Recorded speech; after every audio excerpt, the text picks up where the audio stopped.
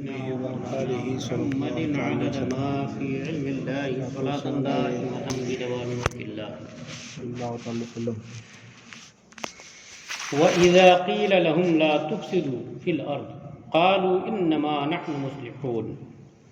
منافقین کی ایک خاص بات یہ بھی ہے، جب ان سے یہ کہا جاتا ہے کہ زمین میں فساد پھیلاتے مت پھرو، فساد مت کرو، وہ کہتے ہیں ہم تو سنوارنے والے لوگ ہیں، ہم کہاں فساد کرتے ہیں.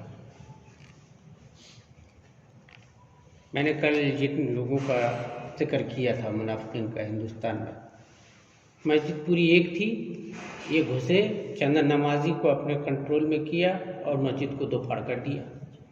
یہ ہے، اور اس کو وہ سمجھتے ہیں کہ ہم بہت بڑا نیک کام کر رہے ہیں. یہ جہاں تبلیغی جماعت گھسی وہاں مسلمانوں نے دو پھاڑ کیا ہے نا. وہ گھر گھر میں لڑائی ہو جاتی ہے. باپ کہتا ہے کہ ہمارے یہاں پرانے زمانے سے نیاز فاتحہ بزرگوں کو مانتے ہیں، بیٹے کہتے ہیں یہ سب بیوقوفی والی باتیں ہیں، ہم نہیں کرتے، ہے نا. یہ اپنے سویل لینڈ کے علاقے کا ہی ایک کیس میرے پاس آیا تھا 4-5 سال پہلے. شادی کر کے لے آئی بہو، بہت بڑے گھر کی، بہت بڑے گھر کے لوگ ہیں بھائی، لے آئے. اب بہو کہتی ہے کہ کنڈے ونڈے نہیں کرنے دیں گے ہم.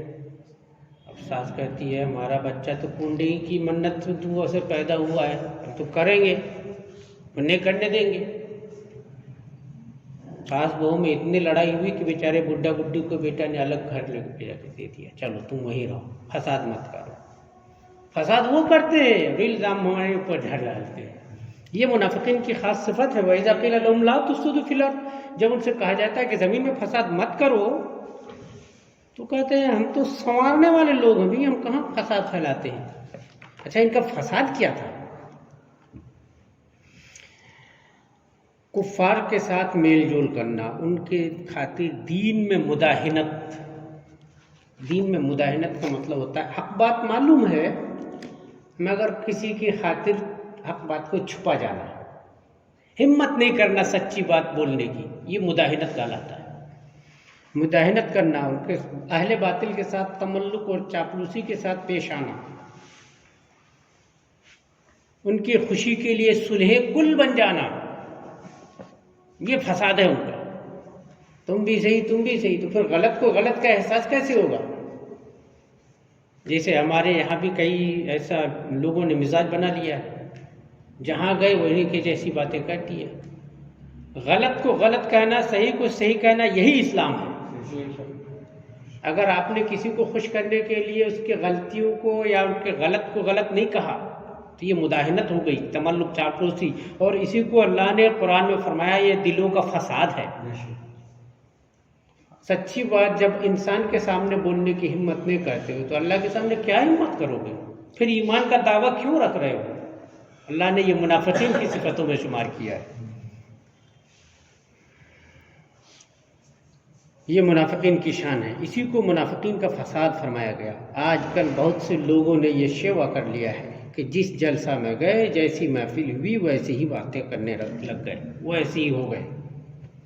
اسلام میں اس کو سختی کے ساتھ منع کیا گیا ہے. اسلام میں ظاہر اور باطن کا ایک جیسا نہ ہونا یہ بڑا عیب اور نفاق کہلاتا ہے. یہی منافقین کی خاص پہچان ہے. اب انہوں نے تو دعویٰ کر دیا، جب ان سے کہا جائے کہ زمین میں فساد نہ کرو تو کہتے ہیں ہم تو سنوارنے والے ہیں، فساد پھیلا رہے ہیں مگر اس کو کہتے ہیں ہم سنوار رہے ہیں. صوفی کلیم حنفی صاحب آئے تھے، ماتا بھائی کیا ایک بیٹھک ہو گئی، ایک صاحب آ گئے، کچھ نہیں، وہ کلمہ شریف کا ترجمہ، میں بیٹھا ہوں، صوفی کلیم حنفی بیٹھے ہیں، مفتی لوگ بیٹھے ہیں، ان کے سامنے وہ کلمہ کا ترجمہ وہ بتا رہا ہے ہم کو. جہالت تو دیکھو، ایسے ایسے جاہلوں کو پکڑا دیے، کلمہ شریف کا ترجمہ وہ کر رہا ہے. اب وہ لا کا ترجمہ اتنا لمبا چوڑا کرنا شروع کر دیا. میں نے کہا یار یہ لا میں اتنے سارے، کون سی کوئی ڈکشنری کسی لغت میں دکھا سکتا ہے لا کا اتنا معنی؟ لا الہ الا اللہ مطلب اللہ کے سوا کوئی معبود نہیں ہے، سیدھی سیدھی بات ہے. اب وہ کہتا ہے کوئی غوث نہیں، کوئی قطب نہیں، کوئی خواجہ نہیں، کوئی نیاز نہیں، کوئی فاتحہ نہیں، کوئی شرک نہیں، کوئی بدعت نہیں، صرف اللہ. ارے میں نے کہا یہ سب تم لا میں کہاں سے ڈھونڈ کے نکال لیے؟ اتنے معانی تو عالم لوگ نہیں ڈھونڈ پائے کہیں سے. سوچنے کی چیز ہے کیا ہے. فساد، اس کے دماغ میں کچڑا بھر دیا ہے. اب اس کو کسی زبان سے، عربی زبان تو بہت بڑی چیز ہو گئی، اس کو اپنی زبان سے مطلب نہیں کہ یار یہ جملہ بولے اتنا تھوڑا سا اور اس کا ترجمہ میں اتنا. میں نے کہا اچھا یہ لام ہے، کس لفظ کا ترجمہ تم نے غوث، قطب، ابدال سب کر دیا، بتاؤ ذرا. میں وہ سب کچھ نہیں جانتا، بس اس کا یہی مطلب ہے کہتا ہے. پھر جانتا بھی نہیں کہتا ہے، پھر یہی مطلب ہے مانو، زبردستی کے. یہ دین نہیں ہے. دین کو اللہ تبارک و تعالیٰ نے واضح طور پر قرآن میں بیان فرمایا، اور اس کی وضاحت رسول اکرم صلی اللہ تعالیٰ علیہ وسلم نے اپنے انداز میں واضح کر دیا ہے. اب اس میں کچھ پوشیدہ رہا نہیں ہے. اور اسلام ہی ایک اکیلا دین ایسا ہے جس میں چھپانے والی کوئی بات نہیں ہے. برملا اظہار کرتے ہیں ہم. جو اللہ نے فرمایا، جو رسول لے کے تشریف لائے وہ حق ہے. کسی کو اچھا لگتا ہے تو اچھا، کسی کو برا لگے تو برا لگے. ہمیں کسی سے کچھ چھپانے کی ضرورت نہیں ہے. دین ہمارا ایسا ہے صاف ستھرا. الا انہم هم المفسدون ولکن لا یشعرون. اب انہوں نے تو کہہ دیا کہ ہم سنوارنے والے ہیں، لیکن اللہ کیا فرما رہا ہے ان کے بارے میں؟ اللہ کا فیصلہ سنیے. وہ تو اپنے طور پر کہتے ہیں کہ نہیں ہم تو سدھار رہے ہیں لوگوں کو. اللہ فرما رہا ہے، سنتا ہے، ارے وہی فسادی ہیں مگر انہیں شعور نہیں ہے. وہ اس فساد کو کرتے ہیں، اس فساد کو نیکی سمجھ کے کرتے ہیں. مسلمانوں کو بانٹنا، مسلمانوں کے بیچ میں تفرقہ اندازی کرنا، بزرگان دین کے نام لینے کا انکار کرنا. جیسے ایک بات کل بھی ذکر آیا تھا، میلاد شریف کے پیچھے پڑے رہتے ہیں. میلاد شریف بدعت ہے، شرک ہے، منع ہے. آخر میلاد میں لوگ کیا کرتے ہیں بیٹھ کے؟ ذرا یہ تو ہم کو بتائے کوئی. میلاد میں بری کیا چیز ہے؟ نعت شریف پڑھتے کیا وہ برا ہے؟ قرآن کی تلاوت ہوتی ہے کیا وہ بری چیز ہے؟ یا سرکار کی سیرت بیان کی جاتی ہے وہ بری چیز ہے؟ کیا چیز بری ہے میلاد شریف میں؟ مگر پھر بھی تھانوی صاحب نے ایک جگہ لکھا، اس میں اگر اور کوئی شرک بدعت نہ بھی ہو پھر بھی میلاد حرام ہے. میں نے کوئی برائی نہ بھی ہو پھر بھی حرام ہے. یعنی کل ملا کر کے یہ پیچھے ہی پڑ گئے ہیں کہ حضور کا ذکر نہیں ہونا. ایسے لوگ اپنے آپ کو حضور کا امتی کہلاتے ہوئے شرم محسوس ہونا چاہیے ان کو. یہ ہے ان کا فساد. اللہ فرما رہا ہے، سنتا ہے، وہی فسادی ہے مگر انہیں شعور نہیں ہے. وہ سمجھ نہیں پا رہے ہیں کہ ہم اس کو فساد کر رہے ہیں. وہ اس کو بھی نیکی سمجھ کے کر رہے ہیں. وہ سمجھتے ہیں یہ بہت بڑی بدعت ہے، ہم بدعت کو روک رہے ہیں. بدعتیں تو ہزار تمہارے اوپر سے نیچے تک سرایت کی ہوئی ہیں، ان کو دور کرو نا. ایک صاحب ایک مرتبہ ایسے بحث ہوئی تھی جھوسی شریف میں. سرکار تشریف لائے تھے صوفی ملت رحمۃ اللہ تعالیٰ علیہ. آپ آئے تو سرکار کبھی کبھی بیان کرتے ہیں، نہیں تو کسی بھی عالم کو بول دیتے ہیں بیان کرو. وہاں آتے تھے نا تو تصوف وغیرہ کے مسائل پہ، چونکہ خانقاہ ہے وہاں، کچھ مختصر بیان فرماتے تھے. وہ تو بیان کیے اور چلے گئے. اب وہاں 2-3 لوگ جو ہے نا، ایک بیچارہ نواب بھائی نام سے ہے، سرکار کا دیوانہ تھا، وہ نوجوان لڑکا تھا، اس کو پکڑ لیے اور پکڑ کے شروع ہو گئے. اب تمام اس کے پیچھے ہی پڑ گئے. وہ سمجھ رہے کہ ہم ان کو سدھار دیں گے، صوفی صاحب بگاڑ کے گئے ہیں، ہم اس کو سدھار لیں گے. اب شروع ہو گئے ان کو پڑھائی. وہ کل ملا کر کے ایک ہی چیز پڑھا کر تلے. دیکھو جو چیز بھی اینی باڈی، کوئی بھی چیز جو حضور کے زمانے میں نہیں تھی وہ بدعت ہے، اس کو نہیں ماننا چاہیے.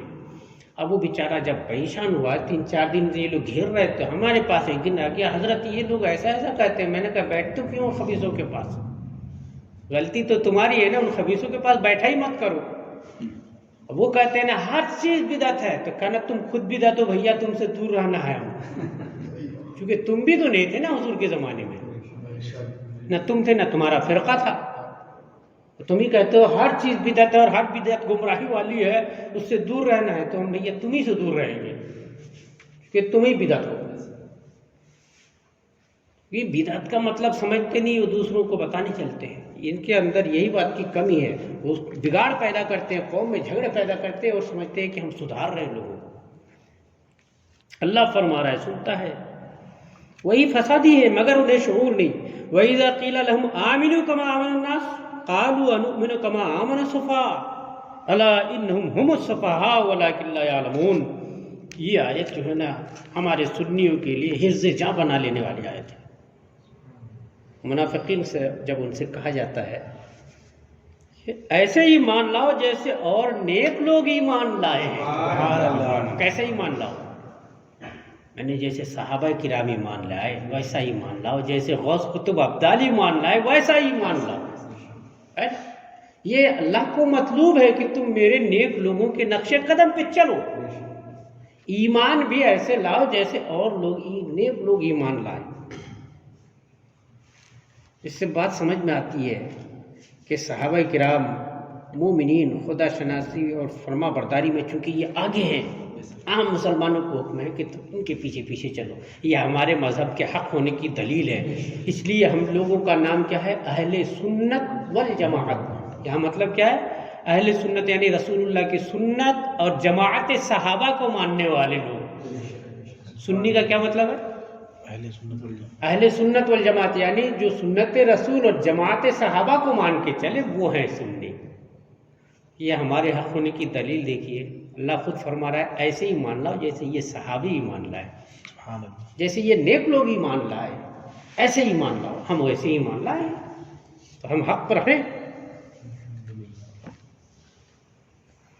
اچھا یہاں پہ بھی الناس فرمایا. کل ایک بات آئی، لوگ کچھ لوگ ایسے بھی ہیں، ایسے کر کے ذکر آیا تھا نا، جو کہتے ہیں ہم اللہ اور پچھلے دن پر ایمان لائے. اب یہاں پہ بھی اللہ فرما رہا ہے لوگ جو ایمان لائے تھے. یہاں الناس پہ الف لام داخل کر کے یہ اشارہ کر دیا ہے کہ یہ عام لوگوں کی بات نہیں ہو رہی ہے، نیک لوگوں کی بات ہو رہی ہے. سمجھ گئے؟ یہ صحابہ کرام کے جیسے ایمان لانے کو کہا گیا ہے. یہاں الناس کہنے میں حکمت یہ ہے، یہاں حکمت پلٹ گئی ہے. دیکھیے اسی کو سیاق و سباق بولتے ہیں، آگے پیچھے سے مطلب واضح ہوتا ہے. اب کوئی کل والی بات سن کے وہ کہے کہ یار جہاں پہ قرآن میں لوگ کہا مطلب گندے لوگوں کا ذکر ہو رہا ہے. نہیں، یہاں الناس، یہاں مطلب کیا ہے؟ حقیقت یہ ہے کہ یہ اپنے تقوی، پرہیزگاری، ایمان اور وفا شعاری کی وجہ سے یہی انسان کہلانے کے مستحق ہے. باقی تو وہ آدمی ہے، انسان ہی نہیں ہے. وہ سمجھ گئے؟ اصل انسان یہ ایمان والے ہیں.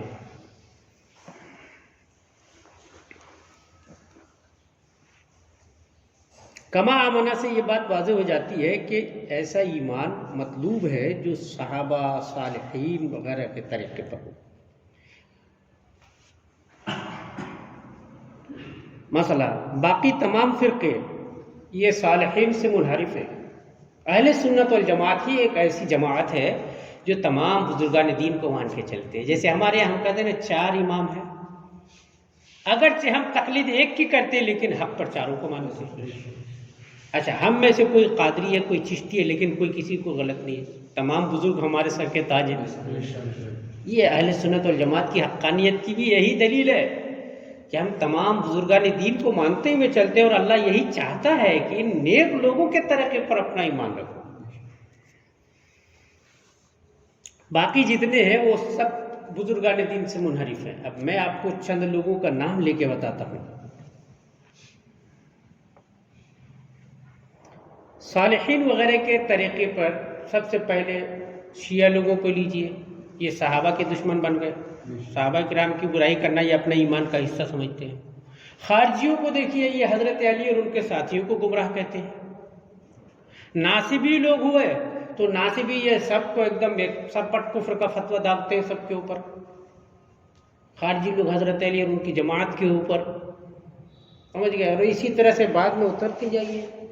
اہل حدیث لوگ تمام اماموں کے اوپر طعن و تشنیع کرتے ہیں، بالخصوص امام اعظم سرکار کے اوپر، ہے نا. اور آج کل کے وہابیہ دایا بنا یہ تمام بزرگان دین کے اوپر طعنہ کشی کرتے ہیں، ان کو نہیں ماننے کی بات کرتے ہیں.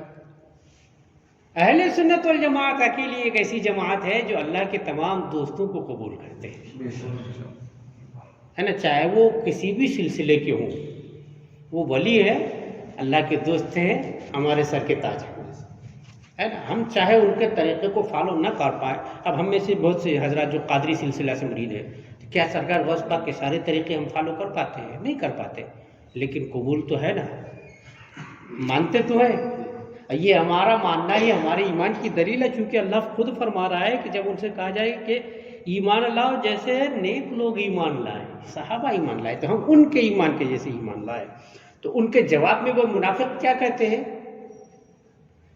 کیا ہم تو کہیں کیا ہم احمقوں کی طرح ایمان لے آئے، یعنی کیا بیوقوفوں کی طرح ایمان لے آئے؟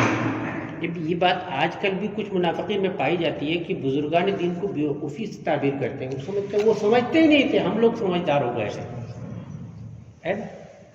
آپ کو میں اس کی ایک واضح دلیل بتاتا ہوں۔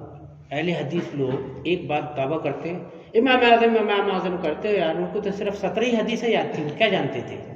بولتے ہیں نا، انہوں نے اپنی کتاب میں لکھی، جس امام اعظم سرکار نے اپنے بیٹے کو وصیت کرتے ہوئے فرمایا مجھے اس وقت، آخری وقت میں فرماتے مجھے اس وقت، جب کہ ظہور پیدا ہو جاتا ہے، عمر ڈھل جاتی ہے، آدمی میں بڑھاپا آ جاتا ہے نا، تو دماغ کمزور ہو جاتا ہے، یادداشت کم ہو جاتی ہے، اس وقت امام اعظم فرماتے ہیں مجھے 5 لاکھ حدیثیں یاد ہیں، ان 5 لاکھ میں سے میں 5 حدیثوں کے ذریعے تجھے نصیحت کرتا ہوں۔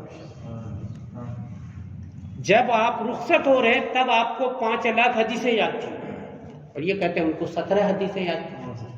کیا ہے اصل؟ یہی ہے کہ ان کو برائی کرنا ہے، بزرگان دین سے ان کو دشمنی ہے، سمجھ گئے؟ اسی لیے ان کے جو بزرگ تھے، ان کے بزرگ کون؟ ابی بن سلول، عتبہ بن ربیعہ، یہ منافقین ان کے بزرگ ہیں، سمجھ گئے؟ آپ کو تعجب ہوگا میں اگر پتہ بتاؤں کچھ، ان لوگوں کی کتاب اہل حدیث لوگوں کی کتاب کا نام ہے 50 صحابہ، اس میں صحابہ کرام کا ذکر کیا ہے، مگر اپنے انداز میں کیا ہے، اس میں کیا لکھتا ہے؟ حضرت یزید رضی اللہ تعالیٰ عنہ۔ کیسا لکھ رہا ہے؟ وہ ان کا بزرگ ہے نا، اس لیے ویسا۔ اور امام اعظم سرکار، امام حسین سرکار کے شان میں کیا لکھتا ہے؟ لالچ بہت بڑی آفت ہے، اگر امام حسین خلافت کی لالچ نہ کرتے تو نہ مارے جاتے۔ جملہ دیکھیے، شہید ہوتے کا لفظ بھی نہیں استعمال کیا، نہ مارے جاتے، مطلب امام حسین سرکار خلافت کی لالچ میں گئے اور مارے گئے۔ شیطانوں کو کون سمجھائے؟ خلافت کی بات ہوتی تو آپ مدینے میں رہ کے خلافت کا دعویٰ نہیں کر سکتے تھے؟ کیا مدینے والے آپ کو بغا دیتے؟ کیا آپ مکہ میں گئے تھے؟ مکہ میں عبداللہ بن زبیر کو لوگوں نے خلیفہ تسلیم کر لیا تھا، ان کے سامنے انہوں نے آ کے کہا کہ حضور آپ ہاتھ دیجئے، میں خلافت کی بیعت کرتا ہوں آپ کے ہاتھ میں، اہل مکہ تو مجھے خلیفہ مان چکے نا، میں آپ کو خلیفہ مان لیتا ہوں۔ لیکن امام حسین سرکار نے فرمایا نہیں، مجھے خلافت کی غرض نہیں ہے، میں تو صرف اس لیے جا رہا ہوں کہ اہل کوفہ نے مجھے قیامت کے دن کا واسطہ دے کے خطوط لکھے ہیں، اگر میں اب نہ گیا قیامت کے دن میرے نانا کے سامنے اگر انہوں نے یہ عرضی لگا دی کہ آپ کے نواسے کو ہم نے بلایا تھا اپنے دین کے اوپر جو ظلم و ستم ہو رہے تھے اس کو دفع کرنے کے لیے، نہیں آئے، میرے پاس اس کا جواب نہیں ہوگا، میں اس لیے جا رہا ہوں۔ مگر یہ شیاطین لکھتے ہیں، ان کی برائی کیوں کرتے ہیں معلوم ہے؟ وہ ان کے ایمان کا حصہ ہے، بزرگوں کی برائی کریں گے، کیونکہ کیا اللہ کیا فرما رہا ہے منافقین کی صفت میں سے؟ جب ان سے کہا جائے کہ نیک لوگوں کے جیسے ایمان لاؤ تو وہ کیا کہتے ہیں؟ کیا ہم بیوقوفوں کی طرح ایمان لائیں؟ میں نے ان نیک بزرگوں کو، اولیاء کو، صحابہ کو یہ بیوقوف سمجھتے ہیں اور خود کو عقل مند سمجھتے ہیں، ہے نا؟ 4 حرف کتاب کیا پڑھ لیے، امام اعظم کے بارے میں دعوت ٹھوکتے پھرتے ہیں، ان کو 17 حدیثیں یاد تھی، اچھا تم کو کتنی یادیں ہوئی؟ تو یہ کہیں گے الحمدللہ ہم کو تو 50 حدیثیں یاد ہیں، یہ لوگ 40 حدیثیں یاد کیے رہتے ہیں۔ ایک حدیث پاک میں آیا ہے جس نے میری 40 حدیثیں یاد کر لی اور دوسروں تک پہنچا دیا اس کے لیے میری شفاعت واجب ہو گئی، یہ سرکار نے فرمایا۔ تو وہ یہ 40 حدیث یاد کر لیتے ہیں اور وہی دعوت ٹھوکتے ہیں، گویا کہ ان کے کہنے کا مطلب ہوتا ہے کہ امام اعظم سے بہتر ہیں ہم، ان کو 17 یاد تھی، ہم کو 40 یاد ہے، سمجھ گئے؟ جن ایمان شیطانوں کا یہ حال ہے، یہ اللہ نے ان کے پہلی راز پول کھول دیے ہیں، پہلی بتا دیا ہے کہ جب ان سے کہا جائے کہ ایمان لاؤ جیسے نیک لوگ ایمان لائے تو کہتے ہیں کیا ہم بیوقوفوں کی طرح ایمان لائیں؟ اللہ کا فیصلہ سنیے، الا انہم ہم السفہاء ولکن لا یعلمون، یہ سنتا ہے وہی بیوقوف ہیں لیکن انہیں اپنی بیوقوفی کا ہی پتہ نہیں چلتا، سمجھ گئے؟ بیوقوف یہ بزرگوں کو کہتے ہیں، حالانکہ بیوقوف وہ خود ہیں، ان کو اپنے بیوقوفی کا پتہ نہیں ہے۔ اب یہ دیکھیے کون کس کو چھوڑتے ہیں، یہ چند لوگوں کا بتا دیتا ہوں۔ باطل فرقہ کا پرانا دستور ہے، جیسے آج کے باطل فرقے پچھلے بزرگوں کو برا کہتے ہیں، یہ پہلے سے ہوتا چلا آیا ہے۔ باطل فرقوں کا یہ دستور رہا ہے کہ وہ بزرگوں کے بارے میں برا کہتے آئے ہیں۔ رافضی لوگ خلفائے راشدین کو برا کہتے ہیں اور بہت سارے صحابہ کو برا کہتے ہیں، خارجی حضرت علی کو برا کہتے ہیں، ان کے رفیقوں کو، ان کے ساتھیوں کو، غیر مقلدین ائمہ مجتہدین بالخصوص امام اعظم کو، वहाबिया बकसरत औलिया और मकबूलान बारगाह को, मिर्ज़ाई लोग अंबिया साबिक़ीन को गुमराह कहते हैं। मिर्ज़ाई हमारे हिंदुस्तान में भी हैं कुछ, अभी एक आजकल आ गया है, आजकल टीवी सोशल मीडिया वगैरह में बहुत छाया है, तारिक फतेह नाम है उसका। हाँ, ये कौन है? पाकिस्तान से। हाँ, वो कोई तान से हो, वो मिर्ज़ाई है, मुसलमान नहीं है वो, मगर उसका नाम तारिक फतेह। हमारे मुसलमानों में ये बात, सुन्नियों में ये भी कमी है, नाम देख लिए तो समझ लेते हैं हमारे वाला है, मुसलमान नहीं है वो। क्या है? मिर्ज़ाई है वो, गुलाम मोहम्मद कादियानी का उम्मती, समझ गए? तो मुसलमानों का तो दुश्मन है पैदाइशी, समझ गए? इसी तरह से चकरालवी लोग ये सहाबा और मुहद्दिसीन को भी बनाते हैं, बोलते हैं। चकरालवी समझते हैं? यूपी में कहीं कहीं हैं ऐसे लोग, वो उनका दावा है कि सिर्फ कुरान ही मानना चाहिए, बाकी और कुछ नहीं। मुहद्दिसीन ने इतनी सारी हदीसें लिख के कौम को बोझ में डाल दिया और गुमराह हो गए लोग। अगर हदीसें नहीं लिखते, सिर्फ कुरान रहता तो लोग हिदायत पे रहते, उनका कहना ऐसा है।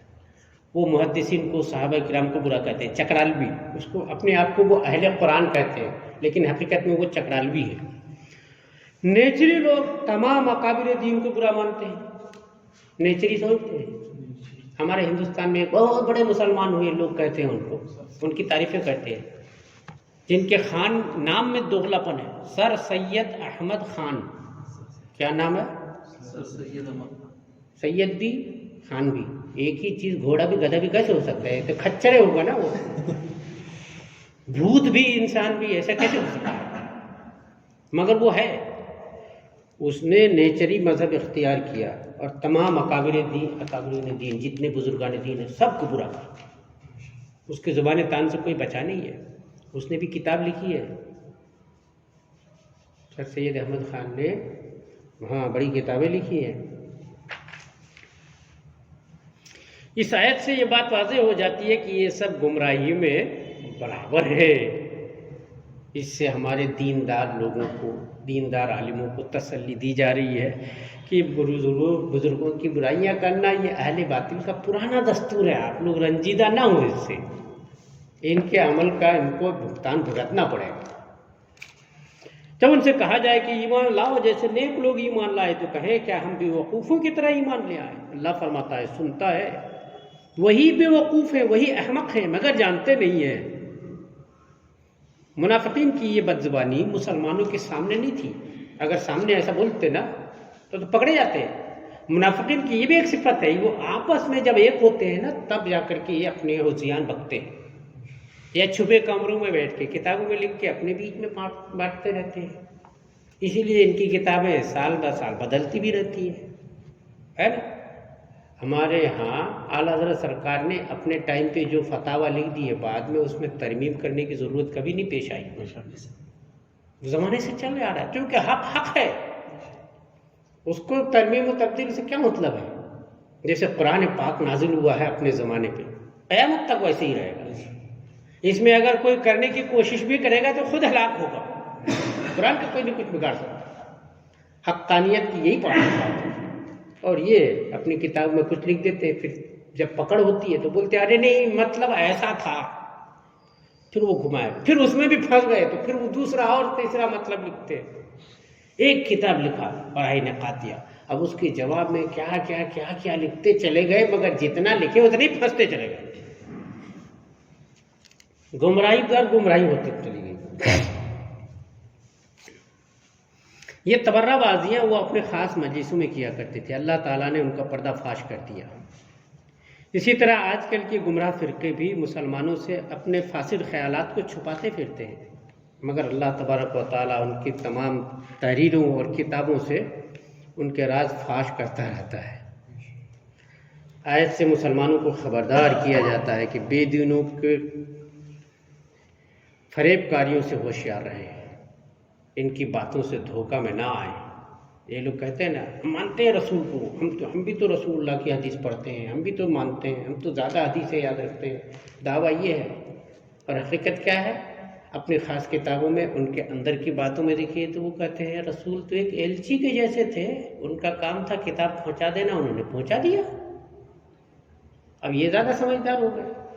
ارے یہ کتاب کو سمجھنے کے لیے نور نبوت کی ضرورت ہے، کیونکہ اگر کتاب الہی کو بغیر نور نبوت کے سمجھا جا سکتا تو اللہ تبارک و تعالیٰ نبی بھیجتا ہی نہیں، کیونکہ ہمارے نبی جو ہے نا وہ اللہ کے محبوب ہے، کوئی اپنے محبوب کو یوں جدا نہیں کر دیتا۔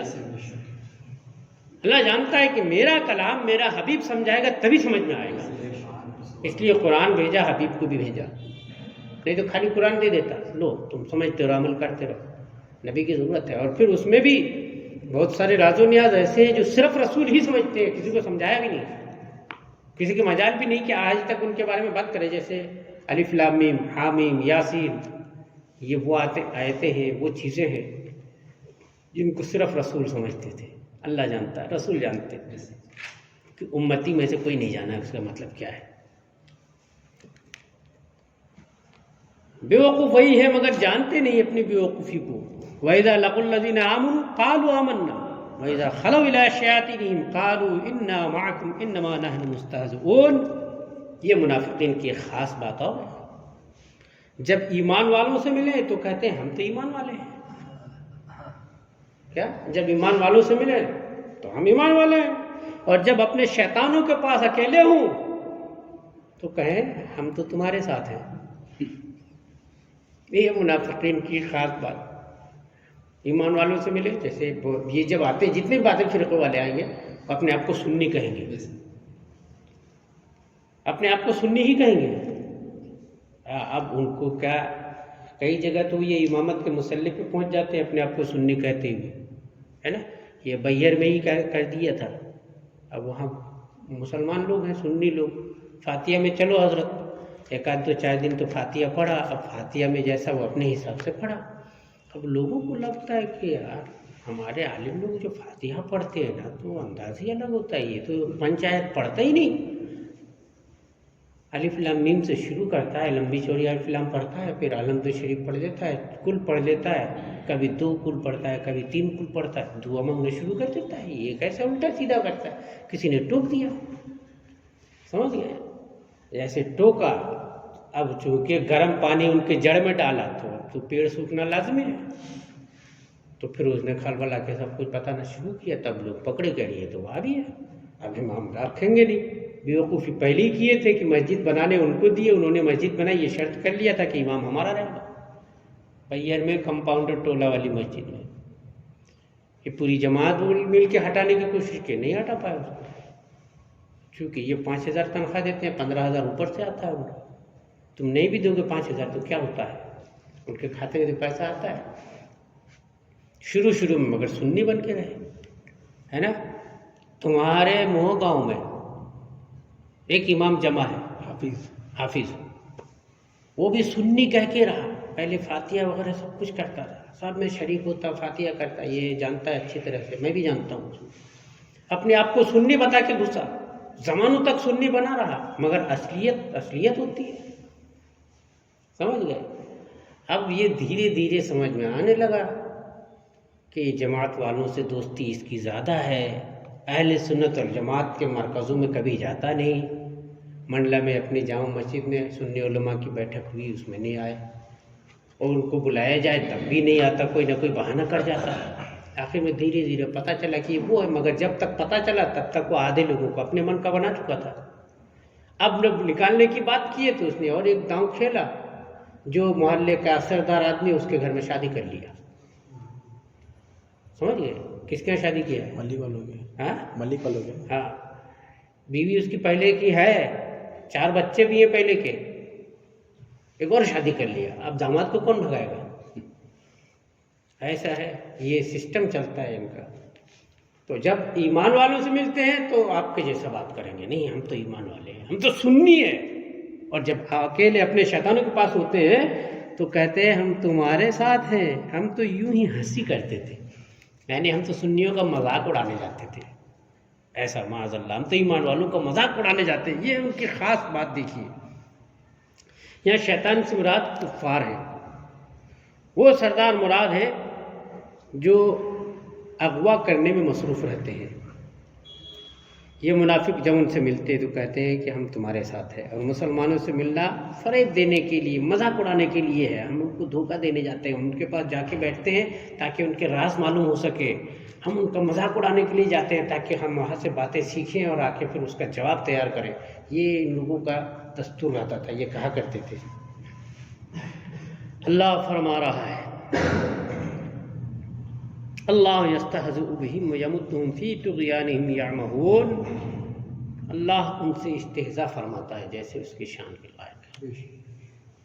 ہنسی اڑانا، مذاق کرنا یہ تو اللہ کی شان کے لائق نہیں۔ یہاں استہزاء فرمانے کا مطلب یہ ہے کہ وہ استہزاء کرتے، مذاق اڑاتے ہیں ایمان والوں کا، اللہ ان کے مذاق اڑانے کا عذاب دیتا ہے، ان کے پول کھول دیتا ہے۔ ایک پول کھولا نا، سرکار کو اللہ نے حکم دیا، یہ پہلے کیا کرتے تھے، اگر محمد غیب جانتے تو بتا دیتے نا، ہمارے دل میں تو کیا ہے معلوم نہیں ہے ان کو، ہم آتے ہیں مسجد میں نماز پڑھتے ہیں، کہاں ہم کو پکڑ پائے۔